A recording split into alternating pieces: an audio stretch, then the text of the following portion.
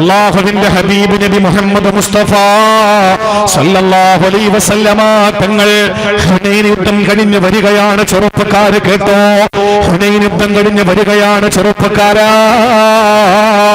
യുദ്ധം കഴിഞ്ഞ് വന്നപ്പോ റസൂലുള്ളാഹി തങ്ങൾ മക്കയിലെത്തിയിട്ട് പറഞ്ഞതെന്താണെന്നറിയോ? ബിലാലെ ബാങ്ക് കൊടുക്ക ബിലാലെ. ആ സമയത്ത് ബിലാൽ റളിയല്ലാഹു തആല ബാങ്ക് കൊടുക്കുകയാണ്.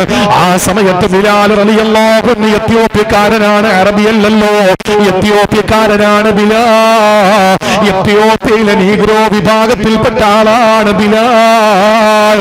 മൂന്നാളുകളാണ് സ്വർഗത്തിന്റെ നേതാക്കന്മാർ. ഇത്തക്കോ സുദാന, ഇത്തക്കോ സുദാന. സുഡാനികളെ നിങ്ങൾ സൂക്ഷിക്കണേ, നിങ്ങൾ ആക്ഷേപിക്കല്ലേ, വിമർശിക്കല്ലേ. കാരണം അവരിൽ 3 പേര് സ്വർഗത്തിന്റെ നേതാക്കന്മാരാണ്. ആരൊക്കെയാണെന്നറിയോ? നജ്ജാശി രാജാവ്, 2 ഖുർആനിലെ പേര് പറഞ്ഞ ലുഖ്മാനുൽ ഹകീം റളിയല്ലാഹു അൻഹു, മൂന്നാമത്തേത് എത്യോപ്യക്കാരനായ ബിലാൽ ഇബ്നു റബാഹ് റളിയല്ലാഹു തആല അൻഹു. ഈ കന്യാകുളങ്കരയിൽ നിന്ന് വെമ്പായത്തേക്ക് പോകുന്ന വഴിയിൽ ടാറിടാറുണ്ടല്ലോ, കറുത്ത ടാറിനേക്കാൾ കരിവാളിച്ച മുഖമാണ് ബിലാൽ തങ്ങളുടേതെന്ന് ചരിത്രത്തിൽ കാണാം. ചുണ്ടിങ്ങനെ തടിച്ചു വികൃതമായ കോലമാണത്രേ. തലമുടിയെല്ലാം സ്പ്രിങ് പോലെ വളഞ്ഞ് പൊളഞ്ഞ് കിടക്കുകയാണത്രേ. കണ്ടാൽ യാതൊരു ചൊവ്വുമില്ലാത്ത മുഖമാണ്. പക്ഷേ ആ ബിലാൽ തങ്ങളോട് അല്ലാഹുവിന്റെ ഹബീബ് സല്ലല്ലാഹു അലൈഹി വസല്ലമാണ് ബാങ്ക് കൊടുക്കാൻ പറഞ്ഞത്. ബിലാൽ റളിയല്ലാഹു തആല ബാങ്ക് കൊടുത്തു. ബിലാൽ റളിയല്ലാഹു തആല ബാങ്ക് കൊടുത്തപ്പോൾ അറബി അല്ലാത്തത് കൊണ്ട് ചില വാക്കുകൾ ചിലതായിട്ട് തിരിഞ്ഞു വരണമെന്നില്ല. പ്രത്യേകിച്ച് അശ്ഹദു അല്ലാ ഇലാഹ ഇല്ലല്ലാഹ് വ അശ്ഹദു അന്ന മുഹമ്മദർ റസൂലുള്ളാഹ്, ഇത് പറയുന്നതിലാ ഷാ പറയുന്നതിൽ ചെറിയൊരു വ്യത്യാസമുണ്ടെന്നാണ് ചരിത്രം പറയുന്നത്. അത് കേട്ടപ്പോ അല്ലാഹുവിന്റെ ഹബീബിന്റെ പ്രിയപ്പെട്ട സതീർത്ഥനായ ബിലാൽ തങ്ങളുടെ ബാങ്ക് കേട്ടപ്പോ തൊട്ടടുത്തിരുന്ന് കുറെ ചെറുപ്പക്കാർ യുവാക്കൾ ചിരിക്കാൻ തുടങ്ങി, ആക്ഷേപിച്ചുകൊണ്ട് കൂടെ ബാങ്ക് കൊടുക്കാൻ തുടങ്ങി. അതിനെ കളിയാക്കിക്കൊണ്ട് ബാങ്ക് വിളിച്ചു. പക്ഷേ റസൂലുള്ളാഹി അവരുടെ ഇടയിൽ നിന്ന് ഒരാളുടെ ശബ്ദം വല്ലാതെ അങ്ങ് പ്രിയപ്പെട്ടു, വല്ലാതെ ഇഷ്ടപ്പെട്ടു. ബാങ്ക് തീർന്നു. അല്ലാഹുവിന്റെ റസൂൽ ഓതാൻ പഠിപ്പിച്ചതൊക്കെ ഓതി തീർന്നിട്ട് ചോദിച്ചു, നിങ്ങളിൽ ആരാണ് ഇപ്പൊ പാട്ട് പാടിയത്? നിങ്ങളിൽ ആരാണ് ഇപ്പൊ പാട്ട് പാടിയത്? ആരും മിണ്ടിയില്ല. കാരണം നിമിതങ്ങൾക്ക് കായിക ശക്തിയും വാളുകൊണ്ട് ആരടാന്ന് ചോദിച്ചിട്ട് കയ്യും ചുരുട്ടി വന്നതുകൊണ്ടല്ല. അല്ലാഹുവിന്റെ ഹബീബിന് കാണാൻ പറ്റാത്ത മറ്റൊരു മുഖമുണ്ട്. അത് ശത്രുക്കൾ കണ്ടാൽ ഒന്നും രണ്ടും സാധിച്ചു പോകും. പ്രിയപ്പെട്ടവരെ, ചോദിച്ചു, നിങ്ങളിൽ ആരാണ് പാട്ട് പാടിയത്? എല്ലാവരും വിരൽ ചൂണ്ടിയത് എവിടേക്കെന്നറിയോ? എല്ലാവരും വിരൽ ചൂണ്ടിയത് ഒരേ ഒരു മനുഷ്യനിലേക്കാ. ആരാണ്? അബൂ മഅദൂറ എന്ന് പറയുന്ന ഒരു ചെറുപ്പക്കാരൻ, യുവാവ്. അയാളിലേക്ക് വിരൽ ചൂണ്ടിയിട്ട് പറഞ്ഞു, എവനാ പാട്ട് പാടിയത്? അടുത്തേക്ക് വിളിച്ചിട്ട് ചോദിച്ചു, മോനെ, നിനക്ക് ബാങ്ക് കൊടുക്കാൻ അറിയോ? നീ ഇപ്പൊ ബിലാലിനെ കളിയാക്കിയില്ലേ ശാദിരിയാത്തത് കൊണ്ട്? നിനക്ക് ബാങ്ക് കൊടുക്കാൻ അറിയോ? ആ സമയത്ത് അബൂ മഅദൂറ പറഞ്ഞു, ഇല്ല, എനിക്കറിയില്ല. അടുത്ത് നിൽക്കുന്ന സഹാബത്തിനോട് പറഞ്ഞു, അവന് പറഞ്ഞു കൊടുക്കും ബാങ്കിന്റെ കെലിമത്തുകൾ. ആ കെലിമത്തുകൾ അങ്ങ് പറഞ്ഞു കൊടുത്തു. എന്നിട്ട് അബൂ മഅദൂറയോട് പറഞ്ഞു, വിളിക്കടാ ബാങ്ക്. ആ സമയത്ത് അബൂ മഅദൂറ ബാങ്ക് വിളിച്ചു. സുബ്ഹാനല്ലാഹ്, എന്തോ ഒരു മധുരമുള്ള ബാങ്ക, എന്തോ ഒരു മാധുര്യമുള്ള ബാങ്ക. ആ സമയത്ത് പ്രിയപ്പെട്ടവരെ, നബി തങ്ങൾ ചോദിച്ചു, അബൂ മഅദൂറ, നീ മുസ്ലിമാകാൻ തയ്യാറുണ്ടോ? ആ സമയം അബൂ മഅദൂറ പറഞ്ഞു, ഞാൻ റെഡിയാണ് നബിയേ.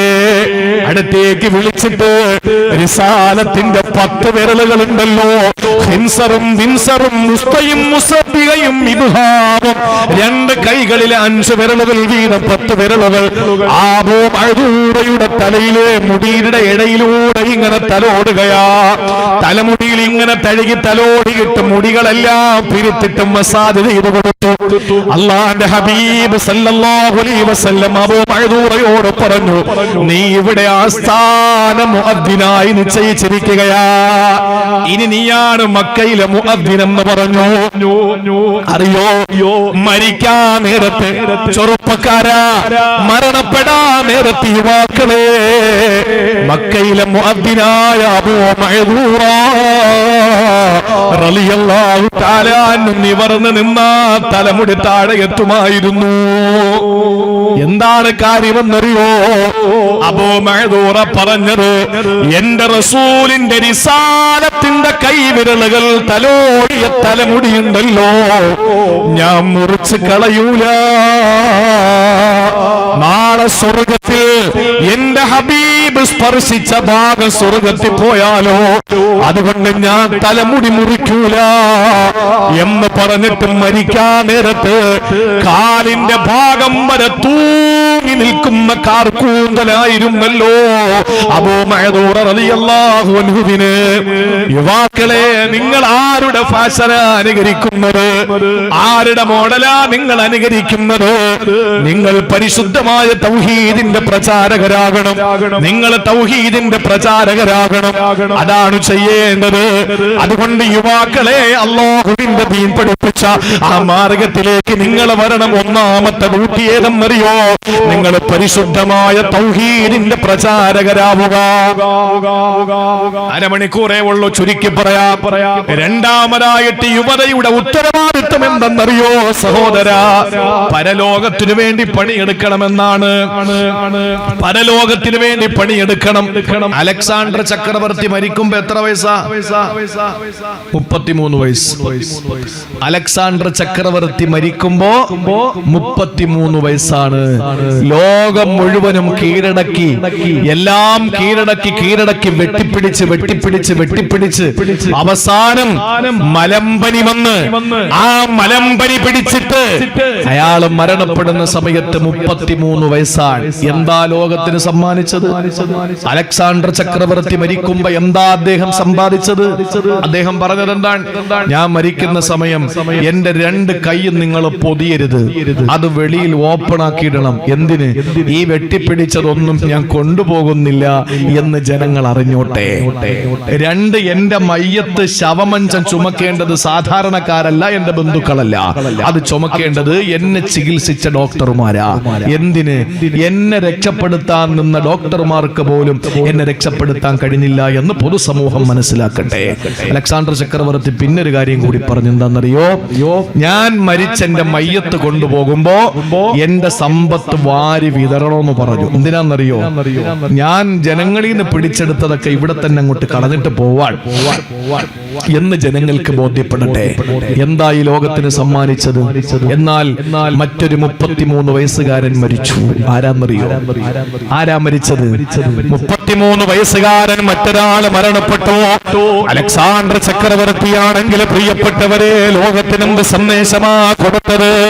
യുവാവായ മുആദിനോട് അല്ലാഹുവിന്റെ ഹബീബ് പറഞ്ഞതെന്തെന്നറിയോ?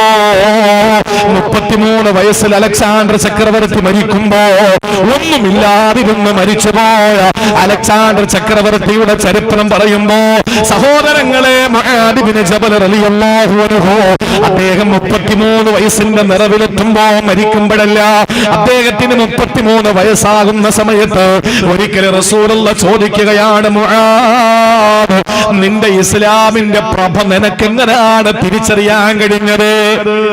അദ്ദേഹം പറഞ്ഞതെന്തെന്നറിയോ? വൈകുന്നേരമാകുമ്പോ കിടക്കുന്ന സമയത്ത് നാളെ നേരം വെളുക്കാൻ പറ്റുമെന്ന് എനിക്ക് ഉറപ്പില്ലാതെയാ കിടക്കുന്നത്.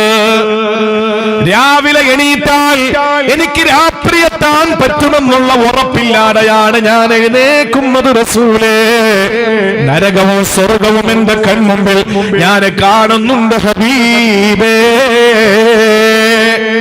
ആ മറുപടി കേട്ടപ്പോ, മുആദ് ജബൽ തങ്ങളുടെ മറുപടി കേട്ടപ്പോൾ അല്ലാഹുവിന്റെ ഹബീബിന് വലിയ സന്തോഷം വന്നു. ഇങ്ങനെയാണ് 33ന്റെ നിറവിലെത്തുന്ന യുവാക്കളെ ചിന്തിക്കേണ്ടത്. അല്ലാതെ കെട്ടിപ്പിടിച്ചു വെക്കാനും വാരി പുണരാനും പിടിച്ചു വെക്കാനും അടിച്ചു മാറ്റാനും പറ്റിച്ചെടുക്കാനും വെട്ടിച്ചു പിടിക്കാനും ആളുകളിൽ നിന്ന് പിടിഞ്ഞെടുക്കാനും എങ്ങനെയൊക്കെ പണം സമ്പാദിക്കാൻ കഴിയുമോ എന്ന് നോക്കിയിട്ടല്ല ചെറുപ്പക്കാരാ പ്രൗഢിയുടെ കാലമെന്ന് ഖുർആൻ പറഞ്ഞ തഫാഖുറിന്റെ സമയത്ത് നിന്റെ യുവത്വത്തെ നീ വിനിയോഗിക്കേണ്ടത്. അല്ലാഹുവേ, രാത്രി കിടക്കുമ്പോ നേരം വെളുക്കാൻ എനിക്ക് പറ്റില്ലെന്ന് ഉറപ്പോടെയാ ഞാൻ കിടക്കുന്നത്. നേരം വെളുത്തി എണീറ്റാൽ അൽഹംദുലില്ലാ പറയണമെന്താ? അല്ലദീ അഹ്യാനി, എനിക്ക് ജീവൻ തന്ന റബ്ബേ, ബഅദമാ മാതനി, എന്നെ മരിപ്പിച്ചതിന് ശേഷം വഇലൈഹി നുശൂർ, നാളെ ഇന്ന് രാത്രി ഞാൻ മരിക്കേണ്ടവനാണല്ലോ. അതാണ് പറയുന്നത്.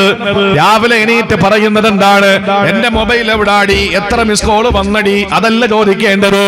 അൽഹംദുലില്ലാ അല്ലദീ അഹ്യാനി, എന്നെ ജീവൻ നൽകിയവനെ, ബഅദമാ മാതനി, എന്നെ മരിപ്പിച്ചതിന് ശേഷം ഞാൻ മരിക്കുകയായിരുന്നു 8 മണിക്കൂർ, 6 മണിക്കൂർ, 5 മണിക്കൂർ ഞാൻ മരിച്ചു കിടക്കുകയായിരുന്നു.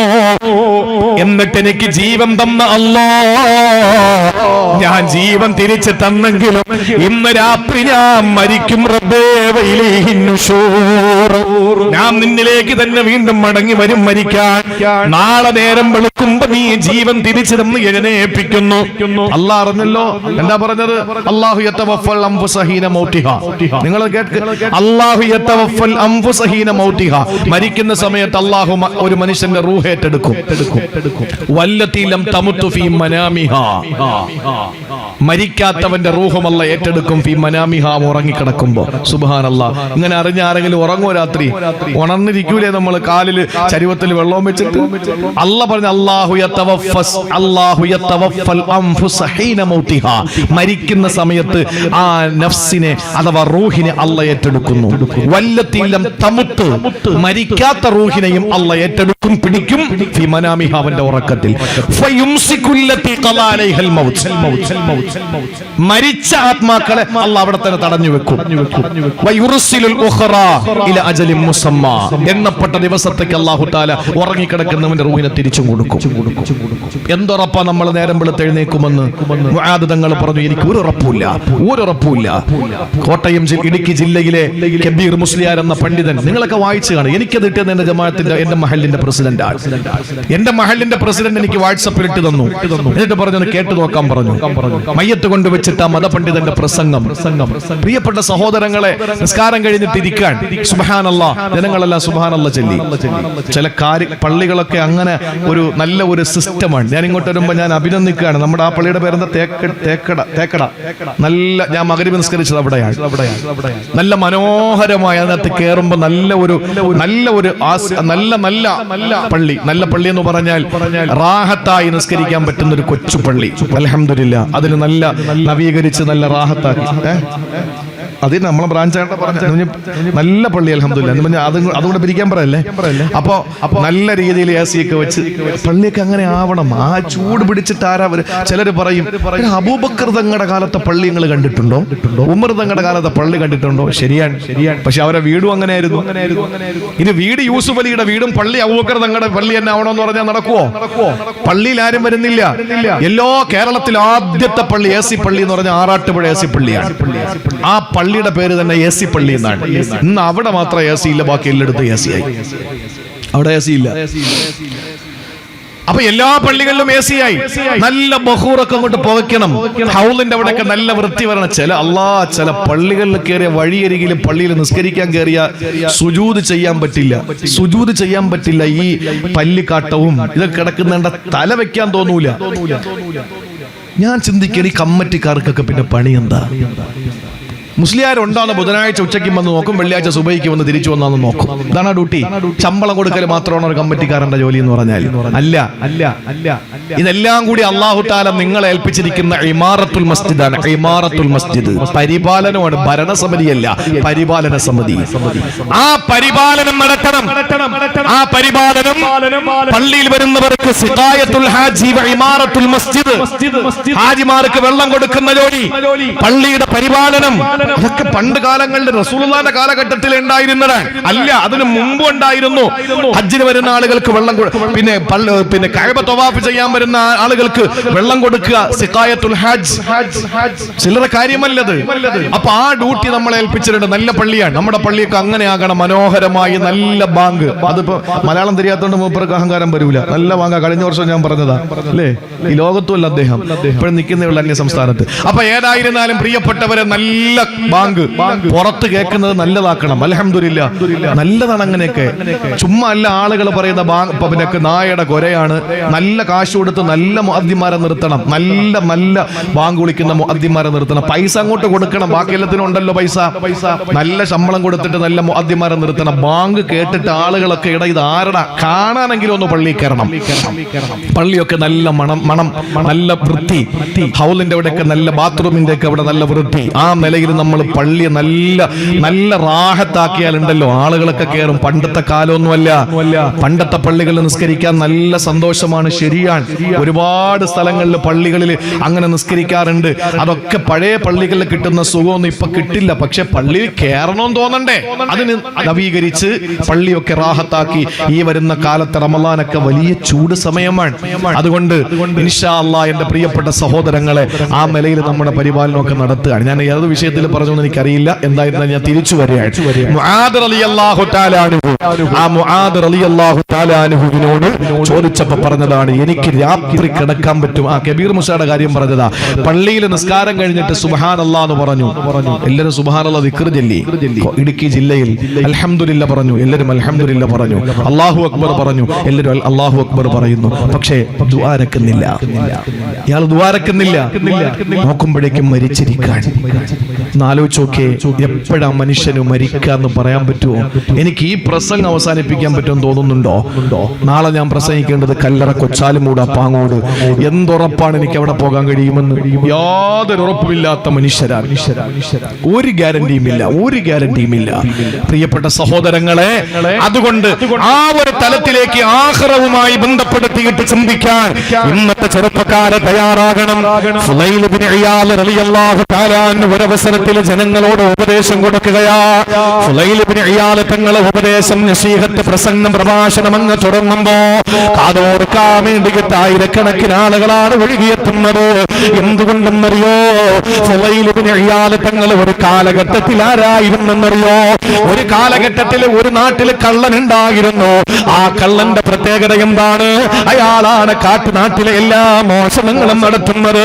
അവസാനം അയാൾ മോഷ്ടിച്ച സാധനങ്ങളുമാകിട്ട് ഒരു മതിൽ കടന്നു വരുമ്പോ അടുത്ത വീട്ടിൽ ആരോ ഖുർആൻ ഓതുകയാണ്. അലം യഅ്നിലില്ലദീന ആമനൂ അൻ തഖ്ശഅ ഖുലൂബുഹും ലിദിക്രില്ലാഹ്. അല്ലാഹനെ പേടിക്കാൻ സത്യവിശ്വാസികൾക്ക് സമയമായില്ലയോ? ഈ ചോദ്യം അങ്ങോട്ട് ചോദിക്കുന്ന ആയത്ത് കേട്ടപ്പോ ഹൃദയത്തിൽ പെടപെടപ്പായി, വല്ലാത്ത പെടച്ചിലായി. മാൻപേട, ഏതൊരു സിംഹത്തിന്റെ മുമ്പിൽ അകപ്പെട്ട മാൻപേടയെ പോലെ ഈ മനുഷ്യന് ഖുർആനിന്റെ മുമ്പിൽ പതറാൻ തുടങ്ങി. മോഷ്ടിച്ച സാധനങ്ങളെ കൈ കള്ളനെടുത്ത് കളഞ്ഞു.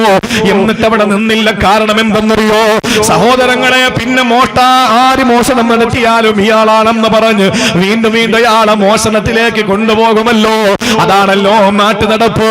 എല്ലാരും എന്നെ കമ്മ്യൂണിസ്റ്റ് ആക്കി എന്ന് പറയുന്നത് പോലെ പ്രിയപ്പെട്ടവരെ, ജനങ്ങളല്ല പിന്നെ എവിടെ മോഷണം പോയാലും ഇയാളെ തന്നെ പറയും. അതുകൊണ്ട് നാട് വിടാൻ തീരുമാനിച്ചു. ഒരു 10 നാട് വിട്ടു. അവിടെ നിന്ന് തിരിച്ചെത്തുമ്പോൾ നെഞ്ചറ്റം വരെ നാടിരോമങ്ങളാണ്, ചുണ്ടിലെ തസ്ബീഹാണ്, കയ്യിലെ ജപമാലയാണ്. അല്ലാഹുവിന്റെ വിശുദ്ധമായ ഖുർആനിന്റെ മധുരമുള്ള പല പാരായണത്തോട് ആ മനുഷ്യൻ തിരിച്ചു വന്നു. അദ്ദേഹമാണ് ഫുളൈൽ ഇബ്നു ഇയാദ് റളിയല്ലാഹു തആല അൻഹു. സഹോദരങ്ങളെ, മാറ്റത്തിന്റെ മാറ്റൽ സൃഷ്ടിച്ച മഹാനുഭാവനാണ്. ആ ഫുളൈൽ ഇബ്നു ഇയാദ് തങ്ങൾ പ്രസംഗിക്കുമ്പോ ആയിരക്കണക്കിന് ആളുകൾ ഓടി വരുമായിരുന്നു. നോട്ടീസ് അടിക്കണ്ട, അനൗൺസ്മെന്റ് വാഹനം പോണ്ട, പ്രചരണം നടത്തണ്ട, ജുമയ്ക്ക് അറിയിപ്പ് കൊടുക്കണ്ട. പ്രിയപ്പെട്ടവരെ, ആളുകൾ ഓടി വരുന്നത് പ്രസംഗം കേൾക്കാനാ. അങ്ങനെ വന്നപ്പോ നോക്കുമ്പോ യുവാക്കളുമുണ്ട്, വൃദ്ധന്മാരുമുണ്ട്. ആ സമയത്താണ് ഫുളൈൽ ഇബ്നു ഇയാദ് തങ്ങൾ ആദ്യം യുവാക്കളെ വിളിക്കുകയാണ്. യാ മഅ്ശറ ശബാബ്, ഓ യുവസമൂഹമേ, യുവസമൂഹമേ, കമ്മിൻ സറഇൻ അദ്റകതുൽ ആഫാ ഖബ്ല ബുലൂഗിഹി വതമാമിഹി. ഫുളൈൽ ഇബ്നു ഇയാദ് തങ്ങൾ പറഞ്ഞ വാക്ക് വല്ലാത്ത വാക്കാണ്.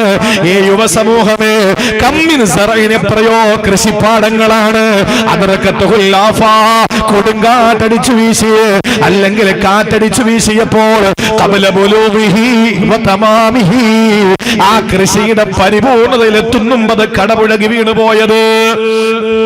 എത്രയെത്ര കൃഷിപ്പാടങ്ങളാണ് പെരുമഴക്കാലം വന്നപ്പോ ആ കൃഷിപ്പാടങ്ങൾ നശിച്ചു പോയത്. ആ കൃഷി ഒരിക്കലും പൂർണ്ണതയിലെത്താതെ നശിച്ചു പോയത്. എത്രയെത്ര കൃഷിപ്പാടങ്ങളാണ് എന്ന് പറഞ്ഞ യുവാക്കളെ, നിങ്ങൾ കൃഷി ചെയ്യേണ്ടവരാണ്. ഇപ്പൊ ഏത് കൃഷി? ഏത് കൃഷി? മങ്കാന യുരീദു ഹർസൽ ആഖിറ, ആഖിറത്തിന്റെ കൃഷി. ഖുർആൻ പറഞ്ഞ കൃഷി ആഖിറത്തിന്റെ കൃഷിയാണ്. ആ കൃഷി ചെയ്യേണ്ട ചെറുപ്പക്കാരാ യുവാക്കള്, ആ യുവതയോട് അല്ലാഹുവിന്റെ പ്രവാചകന്റെ പ്രിയപ്പെട്ട സന്തത സഹചാരി മഹാനായ പ്രവാചകന്റെ അധ്യാപനങ്ങളെ ജീവിതത്തിൽ വഴികാട്ടിയായ ലോകത്ത് ഇസ്ലാമിന്റെ ഇന്നലകളിലെ കടന്നുപോയ പൂർവ്വസൂരികളിൽ വീരകേസരികളിലെ പ്രധാനിയായ ഫുളൈൽ ഇബ്നു ഇയാദ് എന്ന് പറയുന്ന ത്യാഗിവര്യനായ സാത്വികനായ വിശുദ്ധനായ ഉപദേശി പറയുകയാണ്, നീ യുവാക്കളെ, എത്ര കൃഷിപ്പാടങ്ങളാണ് പൂർണ്ണതയിലെത്താതെ കെട്ടുപോയത് എന്ന് പറഞ്ഞാൽ നിങ്ങൾ പെട്ടെന്ന് ചെയ്തോ, പൂർണ്ണതയിലെത്തുമെന്ന പ്രതീക്ഷ വെക്കണ്ടെന്നാണ് പറഞ്ഞത്. മരിച്ചു പോകുമ്പോഴോ പെട്ടെന്ന് രണ്ടാമത് വിളിച്ചതാരെയാണ്? ഏ പ്രായാധിക്യം വന്ന വൃദ്ധന്മാരെ, ഹൽ യുഹ്സദു സറഉ ഇല്ലാ ബഅദ നളജിഹി വ തമാമിഹി. ഏത് കൃഷിയിടങ്ങളായാലും അതിന്റെ പൂർണ്ണതയിലെത്തിയിട്ടല്ലേ കൊയ്യാറുള്ളൂ. വിതച്ചത് കൊയ്യുന്നത് പൂർത്തിയാകുമ്പോഴല്ലേ. നിങ്ങളുടെ വിതച്ചത് നിങ്ങൾ കൊയ്തെടുത്തോ? ഇതുവരെ പൂർത്തിയായില്ലേ? നിങ്ങൾക്ക് എന്തെങ്കിലും കൊയ്തെടുക്കാൻ കഴിഞ്ഞോ? ചോദിക്കുകയാണ് വൃദ്ധന്മാരോട്. യുവാക്കളെ പറ്റി പറയുന്നിടത്ത് എനിക്കെന്ത് കാര്യം? ചിന്തിക്ക് മനുഷ്യ, നിന്റെ യുവത്വ സമയത്ത് നീ എന്താണ് വിതച്ചത്? 40 വയസ്സ് കഴിഞ്ഞപ്പോ നീ എന്താണ് കൊയ്തെടുത്തത്? ഒന്നുമില്ലെങ്കിൽ നിന്റെ കൃഷിപ്പാടം ഇപ്പോഴും തരിശുഭൂമിയാണ്. നിന്റെ മക്കളിലൂടെ നീ വിത്തിറക്കണം. മങ്കാന യുരീദു ഹർസൽ ആഖിറ, ആഖിറത്തിന്റെ കൃഷിക്ക് വേണ്ടിയിട്ടുള്ള വിത്ത് നിങ്ങൾ ഇറക്കണേ. അല്ലാഹുവിന്റെ വിശുദ്ധ ഖുർആൻ പഠിപ്പിക്കുകയാണ്. അല്ലാഹു മനസ്സിലാക്കാനുള്ള തൗഫീക്ക് തരട്ടെ. അതുകൊണ്ട് പ്രിയപ്പെട്ട സഹോദരങ്ങളെ, രണ്ടാമത് യുവതയുടെ, ഇസ്ലാമിൽ യുവതയുടെ സ്ഥാനം അല്ലെങ്കിൽ രണ്ടാമത് അവരുടെ ബാധ്യത പഠിപ്പിച്ചത് ആഖിറത്തിന് വേണ്ടി ദുനിയാവിന്റെ രസങ്ങളുടെ പിന്നാലെ പോകരുത്. യുവാക്കൾ വിചാരിച്ച നടക്കാത്ത എന്തെങ്കിലും ഉണ്ടോ? എന്താണ് നടക്കാത്തത്? യുവാക്കൾ വിചാരിച്ചാൽ പലതും നടക്കും സഹോദരങ്ങളെ. കർമ്മനിരതരാകണം. മൂന്നാമത്തെ കാര്യം, യുവാക്കൾ കർമ്മനിരതരാകണം. ഏത് സമയത്തും സൽക്കർമ്മങ്ങൾക്ക് വേണ്ടിയിട്ട് കർമ്മനിരതരാകണം. നല്ല ചുറുചുറുക്കോടെ അങ്ങോട്ട് രംഗത്തിറങ്ങണം. നിങ്ങൾക്കറിയോ, അള്ളാന്റെ ഹബീബ് സല്ലല്ലാഹു അലൈഹി വസല്ലം തങ്ങൾ പറയാം, അബൂ ഹുറൈറ തങ്ങൾ റിപ്പോർട്ട് ചെയ്യുന്ന ഹദീസിൽ കാണാം, ഇശാ നിസ്കാരത്തിന്റെ സമയത്ത് പള്ളിയിൽ വരാതെ ചില ആളുകൾ വീട്ടിൽ കിടക്കുന്നെന്ന് അറിഞ്ഞപ്പോ, നിസ്കരിക്കാൻ പള്ളിയിൽ വരാതെ വീട്ടിൽ നിസ്കരിക്കുന്നു എന്നറിഞ്ഞപ്പോ നബി സല്ലല്ലാഹു അലൈഹി വസല്ലം തങ്ങൾ പറഞ്ഞ വാക്കെന്താണെന്നറിയോ? നിങ്ങൾ ശ്രദ്ധിച്ച് കേട്ടോ. ലൗലാ മാ ഫിൽ ബുയൂതി മിനൻ നിസാഇ വദ്ദുദിയ, വീടുകളിൽ സ്ത്രീകളും കുഞ്ഞുങ്ങളും ഇല്ലാതിരുന്നുവെങ്കിൽ. അപ്പൊ അതിന്റെ അർത്ഥം എന്താ? പെണ്ണുങ്ങളും കുട്ടികളൊക്കെ എവിടെ നിസ്കരിച്ചത്? വീട്ടിലാണ്. ആ സ്ത്രീകളും കുട്ടികളും ആ വീട്ടിൽ ഇല്ലായിരുന്നുവെങ്കിൽ ലഅഖംതു സ്വലാത്തൽ ഇശാ, ഇശാ നിസ്കാരം ഞാൻ നിർവഹിക്കാൻ തയ്യാറാവുകയും എന്റെ യുവാക്കളായ സഹാബത്തിനെ ഞാൻ വിളിച്ചിട്ട് പറയും, ചെന്നിട്ട് ആ വീടുകൾ കരിച്ചു കളയടാ എന്ന് ഞാൻ പറയുമായിരുന്നു. ആരോട്? ഇവിടെ നമ്മളുടെ വിഷയം മാത്രം നമ്മൾ എടുക്കുക, ബാക്കിയൊക്കെ കളയാം. ഏത്? ഇശാനിസ്കാരത്തിന്റെ കാര്യം തൽക്കാലം അങ്ങോട്ട് മാറ്റുക. വീട്ടിലെ പെണ്ണുങ്ങളും കുട്ടിയുള്ളത് തൽക്കാലം അങ്ങോട്ട് മാറ്റുക. തീ കൊണ്ട് കരിക്കുന്ന കാര്യവും മാറ്റി വെക്കുക. അള്ളാന്റെ ഹബീബ് ഒരിക്കലും തീ കൊണ്ട് ഇരിക്കില്ല. അതിന്റെ ഗൗരവം പഠിപ്പിച്ചതാ. പക്ഷെ നമ്മൾ എടുക്കേണ്ട ഒറ്റ കാര്യം, ആരോട് ഞാൻ പറയുന്ന റസൂലുള്ളാഹി തങ്ങൾ പറഞ്ഞത്, വൃദ്ധന്മാരായ എന്റെ സഹാബത്തിനെ വിളിച്ചിട്ട്, പ്രായം ചെന്ന ഉസ്മാൻ തങ്ങളെ പോലുള്ളവരെ വിളിച്ചിട്ട് ചെന്ന് കരിക്ക് ഉസ്മാനെ എന്ന് പറഞ്ഞാൽ, എന്റെ പ്രിയപ്പെട്ട സഹോദരങ്ങളെ, യുവാക്കളായ സഹാബാക്കൾ പലരും ഉണ്ടായിരുന്നല്ലോ, അല്ല, ഈ വൃദ്ധന്മാരായ സഹാബത്ത് പലരും ഉണ്ടായിരുന്നല്ലോ, അധികവും യുവാക്കളായിരുന്നല്ലോ.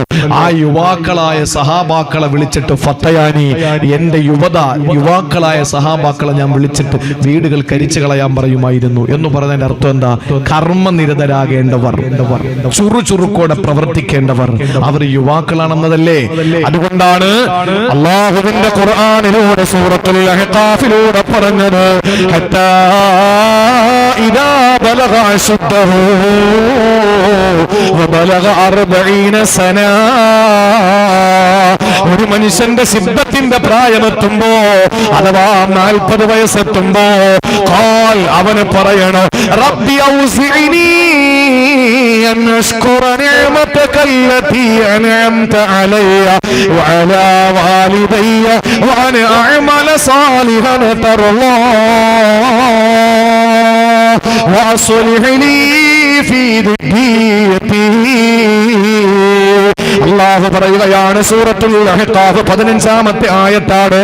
അല്ലാഹു പറയുന്നു, 40 വയസ്സെത്തുമ്പോൾ, ശുദ്ധത്തിന്റെ പ്രായമെത്തുമ്പോ എന്ന് പറഞ്ഞാൽ ഒരു യുവാവ് പറയേണ്ടത് എന്താണ്? റബ്ബി ഔസിഇനി അൻ അശ്കുറ നിഅമതക അല്ലതി അൻഅംത അലയ്യ. എനിക്ക് നിഅമത്തുകൾ തന്ന റബ്ബേ, ശുക്റിന് നീ എനിക്ക് പ്രചോദനം തരണേ അല്ലാഹ്. എനിക്ക് മാത്രമല്ല, വഅലാ വാലിദയ്യ, എന്റെ മാതാപിതാക്കൾക്കും നീ നിഅമത്തുകൾ കൊടുത്തല്ലോ, അതിന് നീ അല്ലാഹുവേ ശുക്റിന് പ്രചോദനം തരണേ അല്ലാഹ്.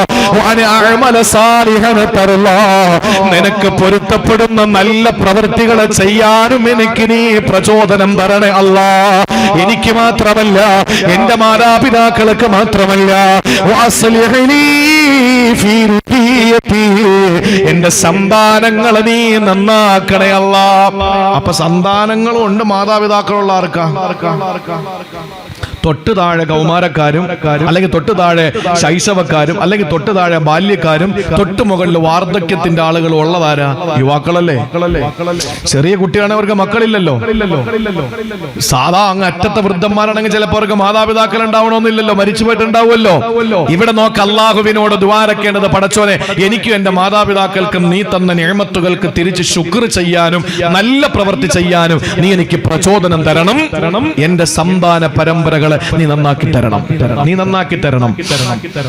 ഇതാരുടെ ദുആയാണ്? ഒരു യുവാവിന്റെ കർമ്മനിരതയുടെ, ആ യുവാവിന്റെ കർമ്മോത്സുകതയുടെ, ആ യുവാവിന്റെ കാര്യക്ഷമതയുടെ ഏറ്റവും പ്രകടമായ ഒരു സൂക്തമാണ്, ഒരു തെളിവാണ് വിശുദ്ധ ഖുർആനിലൂടെ പടച്ചതമ്പുരാൻ പഠിപ്പിച്ചത്.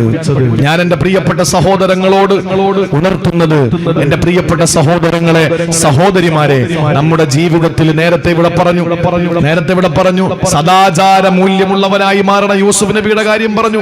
നിങ്ങളൊന്ന് ആലോചിച്ച് നോക്കിയേ, ആദ്യം യൂസുഫ് നബിയെ സലീഖ വിളിച്ചെന്താണെന്നറിയോ? എന്താ പറഞ്ഞത്? ഖുർആൻ പറയുന്നുണ്ട്, ശുദ്ധത്തിന്റെ പ്രായം യൂസുഫ് നബിക്ക് എത്തിയപ്പോൾ, ശുദ്ധത്തിന്റെ പ്രായം യുവാവായപ്പോ,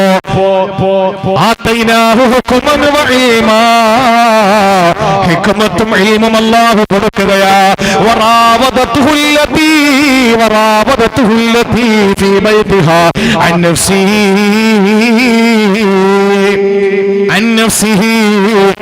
അല്ലാഹുവിന്റെ പ്രവാചകൻ യൂസുഫ് നബിയെ ആ പെണ്ണ് വിളിച്ചു, വശീകരിച്ചു. റാവദത്തു എന്ന് പറഞ്ഞാൽ വശീകരിച്ചു. ആ പെണ്ണ് പറഞ്ഞത് എന്താണ്? വഗല്ലക്കത്തിൽ അബ്വാബ്, കതകുകളെല്ലാം കൊളുത്തിട്ടു. എന്നിട്ടോ വഖാലത്ത് ഹൈതലക്, വഖാലത്ത് ഹൈതലക്, ഇവിടെ വാടാ. ആരാ വിളിക്കുന്നത്? തെരുവിൽ നടക്കുന്ന ഏതെങ്കിലും പെണ്ണല്ല, നല്ല ക്വാളിറ്റിയുള്ള കുടുംബിനി. സൗന്ദര്യമില്ലാത്തവളാണോ, വിരൂപിയാണോ? ഏറ്റവും നല്ല മിസ്റിന്റെ സൗന്ദര്യമുള്ള പെണ്ണ്. ആരെങ്കിലും കാണുമെന്നാണോ? വല്ലക്കത്തിൽ അബ്വാബ്, എല്ലാം അടച്ചു മൂടി. ഇനി എന്താ പേടിക്കാൻ? ഒരു യുവാവിന് എല്ലാ ആനുകൂല്യങ്ങളും കിട്ടുന്ന ഒരു സമയം. പ്രവാസിയാണ് യൂസുഫ് നബി, ആ നാട്ടുകാരനല്ല. നിങ്ങൾ ചിന്തിക്കണം, മിസ്റില് കച്ചവടക്കാരെ കൊണ്ട് വിൽക്കാൻ വെച്ച ചരക്കാണ്. യൂസുഫ് നബി ആ നാട്ടുകാരനല്ല, പ്രവാസിയാണ്. വിദേശത്തേക്ക് പോകുമ്പോഴല്ലേ ചെറുപ്പക്കാരാ കള്ളുകുടി ആരംഭിക്കുന്നത്. ആരുമില്ലെന്നറിയുമ്പോഴല്ലേ തെറ്റ് ചെയ്തു പോകുന്നത്.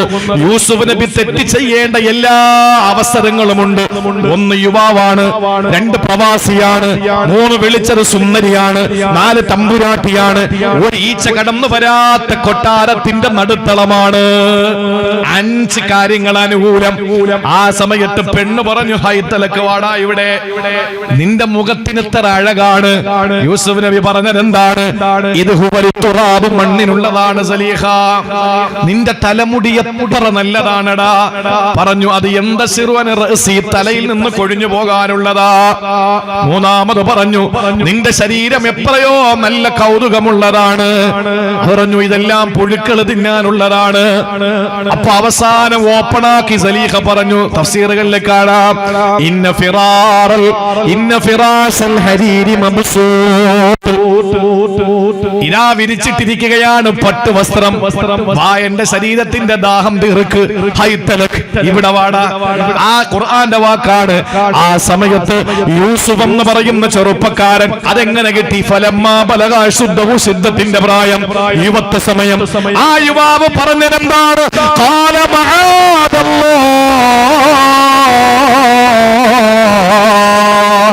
ഞാൻ എന്റെ പടച്ചവനെ പേടിക്കുകയാ, എന്റെ റബ്ബിനെ ഞാൻ പേടിക്കുകയാ.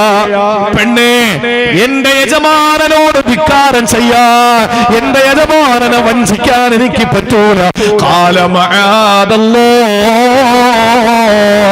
കൊളുത്തഴിച്ച് ചാടി ഇറങ്ങി വികാരത്തിന്റെ മൂർധന്യതയിൽ നിൽക്കുന്ന പെണ്ണിനെ പരാജയപ്പെടുത്താൻ പറ്റുമോ? അവൾ ഓടി വന്ന് ചാടി അങ്ങ് വീണു കുപ്പായത്തില്, പിൻവശം മുഴുവനും കീറി പറഞ്ഞു പോയി. ചാടി പുറത്തിറങ്ങി കുപ്പായം 3 കഷണമായി. പിന്നീട് തെളിവിന് കോടതിയിൽ കൊണ്ടുവന്നത് ഈ കുപ്പായമാണ്. മുന്നിലാണ് കീറിയതെങ്കിൽ ബലാത്സംഗം, പിന്നിലാണ് കീറിയതെങ്കിലോ പ്രിയപ്പെട്ടവരെ ആ പെണ്ണ് കടന്നു പിടിച്ചത്. നോക്കുമ്പോ പിന്നിലാണ് കുപ്പായം കീറിയിരിക്കുന്നത്. കോടതിയിലെ തെളിവാണല്ലോ വേണ്ടത്. പക്ഷേ അധികാരി വർഗത്തിന്റെ ഏതാനും ചില ആളുകളുടെ പിടിപ്പുകേടിന് പകരമായി അങ്ങനാണല്ലോ ജയിലിലേക്ക് കൊണ്ടുപോയി യൂസുഫ് നബി അലൈഹിസ്സലാമിനെ. യൂസുഫ് നബി അലൈഹിസ്സലാം അവിടെ നിന്ന് തനിക്ക് കിട്ടിയ അവസരം വേണ്ടെന്ന് വെച്ചു. അഭിമാനമാണ് വലുത്, അവസരമല്ല. അവസരം വന്നു എപ്പോഴാണ്? രാജാവ് കണ്ട സ്വപ്നത്തിന്റെ വ്യാഖ്യാനം പറഞ്ഞു കൊടുത്തപ്പോ ആ രാജാവ് പറഞ്ഞത്, ഇനി അവനെ സ്വതന്ത്രനാക്കാം. രാജാവേ, നിങ്ങൾക്ക് ഞാൻ സ്വപ്നത്തിന്റെ വ്യാഖ്യാനം പറഞ്ഞു തന്നു, പക്ഷെ എനിക്ക് അതുകൊണ്ട് ആനുകൂല്യങ്ങളൊന്നും വേണ്ട, എനിക്ക് നിങ്ങളതൊന്നും വേണ്ട. എനിക്ക് വേണ്ടത് എന്റെ നിരപരാധിത്വമാണ്, എന്റെ അഭിമാനമാണ്, അവസരമല്ല വേണ്ടത്. അതുകൊണ്ട് എന്റെ കേസിന്റെ കാര്യത്തിൽ എന്താ എന്ന് പറ. അവസാനം ലോകം മുഴുവനും വിളിച്ചു പറഞ്ഞു, അദ്ദേഹം നിരപരാധിയാ എന്ന് വിളിച്ചു പറഞ്ഞപ്പോ, അതേ ഈജിപ്തിന്റെ ഇന്ദ്രപ്രസ്ഥത്തിന്റെ അധികാര കസേരയില് കിരീടം ചൂടിയ രാജാവായി വാണരുളുമ്പോ, പ്രിയപ്പെട്ടവരെ, ചെങ്കോട് പിടിച്ചിട്ട് തലയിൽ കിരീടം ചൂടിയിട്ട് ഈജിപ്തിൻ രാജ്യത്തിന്റെ സിംഹാസനത്തിൽ അധിപനായി വാണരുളുകയാ. എന്തുകൊണ്ടല്ല ഈ പദവി കൊടുത്തു? ഒരൊറ്റ കാര്യം, അസാൻമാർഗികമായ അധാർമികമായ പ്രവർത്തനങ്ങൾക്കെതിരെ തിരിഞ്ഞു നിന്നു. അതാണ് യുവത ചെയ്യേണ്ടത്. തിരുവനന്തപുരത്ത് ഒരു പുതിയ റോഡ് തുറന്നു കൊടുത്തിരിക്കുക, രാത്രിയും പകലാക്കിയിട്ട്. എന്ത് വേണോ ആവാം, പകല് പോലെയാണ് രാത്രി. അള്ളാന്റെ തൗഫീഖ് കൊണ്ട് നമ്മുടെ സമുദായം ഒരിക്കലും പിന്നിൽ പോകൂലല്ലോ, എല്ലാത്തിലും മുന്നിലാണല്ലോ. ബിവറേജിന്റെ കണക്ക് വന്ന പിന്നെ തിരുവോണ നാളിലും പുതുവർഷ പുലരിയിലൊക്കെ നമ്മുടെ സമുദായം മുന്നിലെന്നതുപോലെ ഈ വിഷയത്തിലും നമ്മുടെ ചെറുപ്പക്കാരികൾ അള്ളാന്റെ തൗഫീഖ് കൊണ്ട് മുന്നിൽ തന്നെ. ഇല്ല, ഞങ്ങൾ പിന്നോട്ട് പോകൂല, കാരണം തലമുറ കൈമാറി കിടാതെ ഞങ്ങൾ സൂക്ഷിക്കും എന്ന് പറഞ്ഞിട്ട് മുന്നേറിക്കൊണ്ടിരിക്കുക. ഇപ്പോഴും മുന്നേറിക്കൊണ്ടിരിക്കാൻ ഒന്നാം സ്ഥാനത്ത് നിൽക്കുന്നത് നമ്മുടെ സമുദായത്തിന്റെ ചെറുപ്പക്കാരികളുമാണ്, യുവാക്കളാണ്. മാറണം. നിങ്ങളെ ഇസ്ലാമിന് വേണം, നിങ്ങളെ നാടിന് വേണം, നിങ്ങളുടെ ഈ സമുദായത്തിന്, സമൂഹത്തിനല്ല, ഈ രാജ്യത്തിന് രാജ്യത്തിന് വേണം നിങ്ങളെ. അത് ഏറ്റവും വലിയ കാതലാണ് രാജ്യത്തിന്റെ ചെറുപ്പക്കാർ അല്ലെങ്കിൽ സമുദായത്തിന്റെ ചെറുപ്പക്കാരെന്ന് പറയുന്നത്. ഞാൻ അവസാനിപ്പിക്കട്ടെ പ്രിയപ്പെട്ട സഹോദരങ്ങളെ, ഒരൊറ്റ കാര്യം കൂടി ഞാൻ പറയുകയാണ്. മൂസാ നബി അലൈഹിസ്സലാം, ഞാൻ അതുകൂടെ പറഞ്ഞിട്ട് അവസാനിപ്പിച്ചോളാം. മൂസാ നബി അലൈഹിസ്സലാം, നമുക്കറിയാലോ, മൂസാ നബി അലൈഹിസ്സലാം നടന്നു വരുമ്പോ രണ്ടുപേര് തമ്മിൽ വഴക്കുണ്ടായി. അതിൽ ഒരാളെ പിടിച്ച് മാറ്റി. സ്വന്തം സമുദായത്തിൽപ്പെട്ടവനല്ല, അടുത്ത സമുദായത്തിൽപ്പെട്ടവനാണ്. എന്താണ് നീ അവനോട് കാണിക്കുന്നെന്ന് ചോദിച്ചിട്ട് പിടിച്ചങ്ങോട്ട് മാറ്റിയപ്പോൾ അവന്റെ കാര്യം തീർന്നു. ഫഖൽ അലൈഹി, മരിച്ചു. അയാൾ വീണ് ചത്തുപോയി. എന്ത് ചെയ്യാനാ? ആ സമയത്ത് മൂസാ നബി അലൈഹിസ്സലാം പറഞ്ഞൊരു കാര്യമുണ്ട്. എന്താണെന്നറിയോ?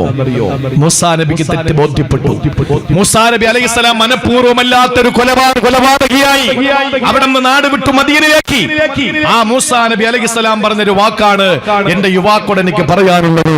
എന്താ പറഞ്ഞത്? ഖാല റബ്ബി ബിമാ അൻഅംത അലയ്യ ഫലൻ നകൂന ലഹീറൻ ലിൽ മുജ്രിമീൻ. അല്ലാഹുവേ, നീ തന്ന നിഅമത്തുകൾ കൊണ്ട് ഞാൻ പറയുന്നു, ഒരിക്കലും ഞാൻ അക്രമികൾക്ക് സഹായി അല്ല അല്ലാഹ്. അക്രമിയാവൂല തമ്പുരാനെ, ഞാൻ ഒരാൾക്കും അക്രമത്തിന് സഹായിക്കാൻ നിൽക്കൂല. പ്രിയപ്പെട്ടവരെ, നമ്മുടെ കാലം വളരെ മോശമാണ്.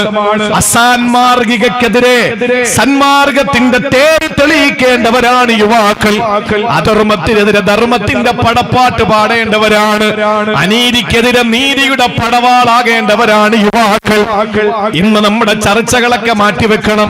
സങ്കടം തോന്നുന്ന ഒരു കാര്യം ഞാൻ പറഞ്ഞുകൊണ്ട് സങ്കടത്തോടെ തന്നെ അവസാനിപ്പിക്കുകയാണ്. മിറാജിന്റെ ദിവസം വന്നു. പിടിക്കുന്നവര് പിടിച്ചോട്ടെ, പിടിക്കാത്തവര് പിടിക്കണ്ട. ബറാത്തിന്റെ ദിവസം വന്നു. പിടിച്ചോര് പിടിക്കട്ടെ, പിടിക്കാത്തവര് പിടിക്കണ്ട. തറാവീഹ് വരുന്നുണ്ട്. എണ്ണത്തിന്റെ കാര്യത്തിൽ 20 നിക്കരിക്കുന്നവര് നിക്കരിച്ചോട്ടെ, 30 വേണമെങ്കിൽ അവരത് നിക്കരിച്ചോട്ടെ, 12 വേണമെങ്കിൽ അവര് നിക്കരിച്ചോട്ടെ. സഹോദരങ്ങളെ, ഇതെല്ലാം ചർച്ചയ്ക്ക് വിധേയമാക്കണം. അതെവിടെ?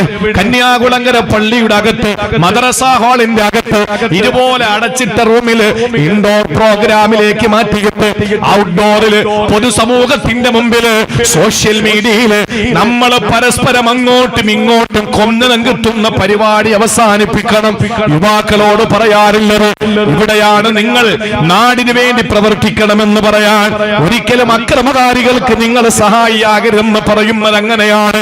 സോഷ്യൽ മീഡിയ തുറക്കാൻ പറ്റാത്തൊരവസ്ഥ സമുദായത്തിലെ സമൂഹത്തിലെ ആളുകൾ തമ്മിലടിക്കുന്ന കാഴ്ച സങ്കടമാണ്. പല വിശകലകളും പറഞ്ഞിട്ടുണ്ട്. എന്താ പറഞ്ഞത്? നമ്മൾ അവരെ ഒന്നും ചെയ്യണ്ട, അവര് തമ്മിൽ തല്ലി തീർന്നോളും എന്ന് പറഞ്ഞു. ശരിയല്ലേ? ചിന്തിച്ചു നോക്ക്. നമ്മളെ കാലിനടിയിലെ മണ്ണൊലിച്ചു പോകുമ്പോ, ഐഡന്റിറ്റി ചോദ്യം ചെയ്യപ്പെടുമ്പോ, സ്വത്വബോധം ചോദ്യം ചെയ്യപ്പെട്ടുകൊണ്ടിരിക്കുമ്പോ, നമ്മൾ ആശയപരമായ വിഷയങ്ങളിൽ അങ്ങോട്ടും ഇങ്ങോട്ടും തർക്കിക്കുമ്പോ, പ്രിയപ്പെട്ടവരെ, നമ്മുടെ മുന്നിൽ എപ്പോഴും ഓടി വരേണ്ടത് ഒരു ചെറുപ്പക്കാരൻ, യുവാവിന്റെ കഥയാ. ഏതാണ് ആ യുവാവെന്നറിയോ? ആ യുവാവ് വേണമെങ്കിൽ നമുക്ക് അദ്ദേഹത്തിനെ ലോകം കണ്ട ഏറ്റവും വലിയ ഭാഗ്യശാലി എന്ന് വിളിക്കാം. ആ യുവാവ് വേറെ ആരുമില്ല, അല്ലാഹുവിന്റെ ഹബീബ് നബി മുഹമ്മദ് മുസ്തഫ. അവിടുത്തെ പൊന്നുമോനെ സയ്യിദത്തുനാ ഫാത്തിമത്ത് സഹറ, അവരുടെ പ്രിയപ്പെട്ട പൊന്നുമോനെ ഹുസൈൻ റളിയല്ലാഹു അൻഹു. ആ ഹുസൈൻ തങ്ങളാരാ? സഹോദരങ്ങളെ, റസൂലുള്ള സുജൂദിൽ കിടക്കുമ്പോ തോളത്ത് കയറിയിരുന്ന് ആന കളിച്ചു, കുതിര കളിച്ച് എന്റെ ഹുസൈൻ വീണു പോകുമോ എന്ന് പേടിച്ചിട്ട് തല ഉയർത്താതിരുന്ന ഹബീബ് നബി തങ്ങൾ സ്വല്ലല്ലാഹു അലൈഹി വസല്ലം ഈ ഹുസൈൻ തങ്ങളെ കൊല്ലാൻ വേണ്ടിയിട്ട് കൊണ്ടുപോയി യൂഫ്രട്ടീസിന്റെ തീരത്തുകൂടി കൊണ്ടുപോവുകയാ. ആരോടോ ചോദിച്ചു ഏത് നാടാ? ആ സമയത്ത് നാടിന്റെ പേര് പറഞ്ഞു. അപ്പോൾ ഹുസൈൻ തങ്ങൾ അവിടെ നിന്ന് പറഞ്ഞത് എന്തെന്നറിയോ? ഈ നാട് കർബുൻ വബലാ, ഈ നാട് കർബുൻ വബലാ. കർബ് എന്ന് പറഞ്ഞ പ്രയാസം, ബല എന്ന് പറഞ്ഞ പരീക്ഷണം. അതെ, ഈ നാട് കർബുൻ വബലാ, പ്രയാസത്തിന്റെയും പരീക്ഷണത്തിന്റെയും സ്ഥലമാണെന്ന് പറഞ്ഞു. അതാണ് പൊന്ന് കന്യാകുളങ്ങരക്കാരാ കർബല. അതാണ് കർബല. കർബലയുടെ പേര് കർബുൻ വബലാ, പരീക്ഷണവും മനപ്രയാസവുമുള്ള സ്ഥലമാണ്. ക്രൂരമായിട്ട് ഹുസൈൻ തങ്ങളെ വെട്ടി വെട്ടി വെട്ടി വെട്ടി കൊന്നില്ലേ? യൂഫ്രട്ടീസിന്റെ നദീതീരത്ത് ഹുസൈൻ തങ്ങളുടെ ചോര തളം കെട്ടി കിടക്കുമ്പോ അബ്ദുല്ലാഹിബ്നു ഉമർ ആരാണ്? ഉമർ തങ്ങളുടെ പൊന്നുമോൻ അബ്ദുല്ലാ തങ്ങൾ. ആ മഹാനവറുകള് ഈ ചോര തളം കെട്ടി നിൽക്കുന്ന സ്ഥലത്ത് ഇങ്ങനെ നിൽക്കുകയാ. ആ സമയത്താണ് ആരോ വന്നിട്ട് ചോദിക്കുന്നു, കൊതുകിന്റെ രക്തം നജസാണോ തോഹിറാണോ? കൊതുകിന്റെ രക്തം നജസാണോ തോഹിറാണോ തങ്ങളെ? ആ സമയത്ത് അബ്ദുല്ലാഹിബ്നു ഉമർ റളിയല്ലാഹു അൻഹുമ പറഞ്ഞതെന്തെന്നറിയോ? റസൂലുള്ളാഹിന്റെ പേരക്കുട്ടിയുടെ രക്തം യൂഫ്രട്ടീസിന്റെ തീരത്ത് തളം കെട്ടി കിടക്കുകയാ. അത് തീരുന്നതിന് മുമ്പ് അറിയണോടോ നിനക്ക് കൊതുകിന്റെ രക്തം താഹിറാണോ നജസാണോ എന്ന്? സഹോദരങ്ങളെ ചിന്തിച്ചു നോക്ക്. കാലടിയിലെ മണ്ണൊലിച്ചു പോകുന്നു. പെട്ടിയും കെട്ടി നാട് വിടാൻ കാത്തിരിക്കുന്ന ജനങ്ങൾ ഇല്ല. പക്ഷെ നമ്മുടെ ഐഡന്റിറ്റിയെ പോലും ചോദ്യം ചെയ്യുന്നു. പള്ളികൾ മുഴുവനും അവകാശവാദം ഉന്നയിക്കുന്നു. പൊന്നാനി മഅൂനത്തുൽ ഇസ്ലാം സഭ പോകാനിരിക്കുന്നു. ദൈവബന്ധ ദാറുൽ ഉലൂം ഭീഷണിയിലാകുന്നു. ഗ്യാൻവാപ്പി മസ്ജിദിൽ പൂജ നടക്കുന്നു. ബാബരി മസ്ജിദ് എന്ന് പറയുന്ന ഒരു യാഥാർത്ഥ്യം ഓർമ്മപ്പെടുത്തിക്കൊണ്ടേ ഇരിക്കേണ്ടി വരുന്നു. നിങ്ങൾ ചിന്തിച്ചു നോക്ക്. ഈ സമയത്ത് ഇപ്പോഴും നമ്മള് മിറാജിന്റെ ചർച്ച, ബറാത്തിന്റെ ചർച്ച, അത് വേണ്ടെന്നല്ല, വേണം. ഫിഖ് നമുക്ക് വേണം, അത് വേണം വേണം വേണം, ഒരു സംശയമില്ല.